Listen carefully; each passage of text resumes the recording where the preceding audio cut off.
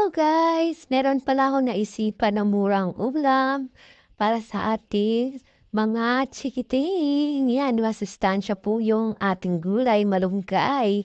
Ayan, dalawang itlog at skyflakes. Dalawang skyflakes na po yung aking ginawa dyan. Yung parang halili lang sa breadcrumbs.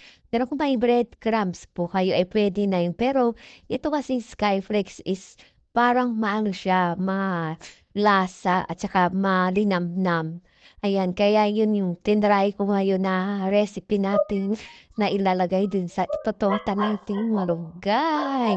Ayan guys, sundan ninyo yung aking ginagawa dyan para po ay magustuhan ito ng ating mga chikiting. Pwede rin pang ulam, pwede rin pang merienda. Ayan. Tapos po ay lagyan niyo po ng sausawan. Bala na po kayo.